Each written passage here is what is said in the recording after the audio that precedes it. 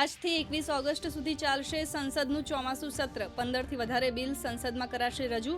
Operation સિંદૂર સહિત અન્ય મહત્વના મુદ્દા પર ચર્ચા માટે સરકાર તૈયાર. મીડિયા સંબોધનમાં પીએમ મોદીએ ઓપરેશન સિંદૂરના જામાંજોને કર્યા યાદ.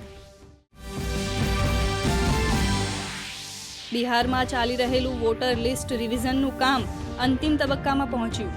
અત્યાર સુધી 95.92% મતદાતા ડ્રાફ્ટમાં સામેલ. આજથી શરૂ થનારા વિધાનસભા સત્રમાં એસઆઈઆર મુદ્દે થઈ શકે છે હોબાળો.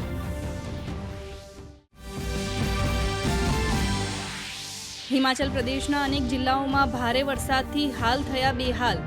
મંડી શરમોરના અનેક વિસ્તારોમાં થયું ભૂસ્ખલન, તો ઉત્તરાખંડમાં ભારેથી અતિભારે વરસાદનું એલર્ટ. ઉત્તરના અનેક રાજ્યોમાં ધોધમાર વરસાદ.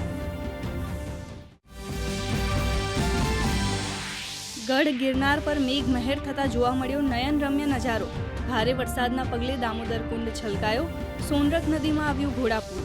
મોટી સંખ્યામાં પ્રવાસીઓ પ્રકૃતિનો આનંદ ઉઠાવતા જોવા મળ્યા.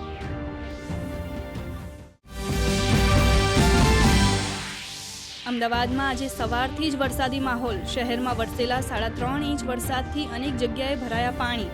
તો આજે રાજ્યના 46 તાલુકામાં વરસ્યો વરસાદ.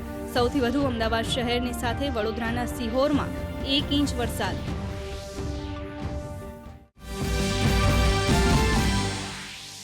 ઉત્તર ભારતના રાજ્યોમાં શ્રાવણના બીજા સોમવારે ગુંજ્યો હર હર મહાદેવનો નાદ. મંદિરોમાં જળાભિષેક અને રુદ્રાભિષેકથી થઈ રહી છે ભગવાન ભોળાનાથની વિશેષ પ્રાર્થના. દર્શન માટે ભક્તોની મોટી ભીડ.